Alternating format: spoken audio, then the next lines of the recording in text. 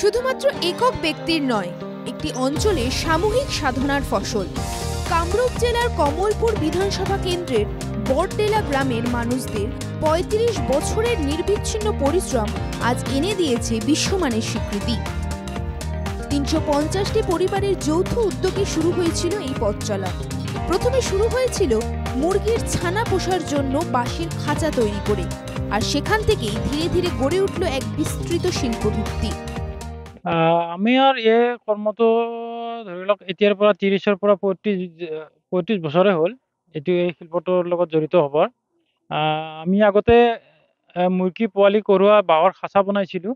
এতিয়া শেহতীয়াভাৱে আমি ডাষ্টবিন, ঝাৰু বা অন্যান্য ডেকৰেটিভ আইটেম এইবিলাক বনোৱা আৰম্ভ কৰিছোঁ আমি।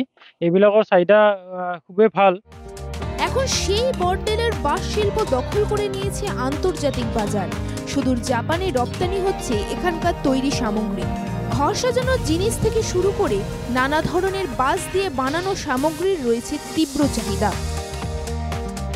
জাইকা নামে জাপানের এক সংস্থা দিয়েছে এই শিল্পীদের উন্নত মানের প্ৰশিক্ষণ। তার ফলেই বিশ্ববাজারে আত্মবিশ্বাসের সঙ্গে পা রাখতে পেরেছে এই শিল্প। আৰু শেহতীয়াভাৱে আমি জাপানৰ এটা জাইকা টিম এটাৰ লগত আমি মানে আমাৰ এই কৰ্ম দেখা পাই তেওঁলোকে আহি আমাক নানান ধৰণৰ বস্তু বনাব দিছে। সদ্যহতে তেওঁলোকে আমাক আধুনিক ধৰণৰ এটা ধুনীয়া আকৃতিৰ এটা ধাৰি বনাব দিছে। আমি ইতিমধ্যে সেই ধাৰিটো বনাই তেওঁলোকক আমি ছাপ্লাই কৰিছোঁ। আৰু লগতে এটা বাস্কেট বনাব দিছে, যিটো আমি ফল মূল ৰখাৰ কাৰণে। তেওঁলোকৰ 3D প্ৰিণ্টাৰৰ জৰিয়তে এই বাস্কেটটো তাৰমানে ডিজাইন কৰাইছে। এই বাস্কেটটো বৰ্তমান আমি এই বাস্কেটৰ লগত জড়িত হৈ আছোঁ। আজ এই শিল্পই হয়ে উঠেছে বড়ডেলা মানুষের জীবিকা। গ্রামের পুরুষ কিংবা মহিলা উভয়ে জড়িয়ে পড়েছে বাঁশ শিল্পের সঙ্গে। এই উদ্যোগ ৰচনা করেছে আত্মনির্ভরতার এক উজ্জ্বল উদাহরণ।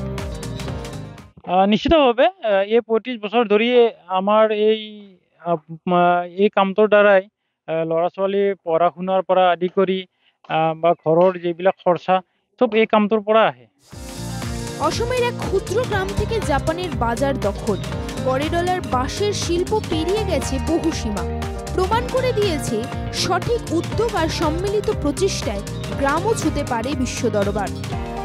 News desk report, NDTV Bangla.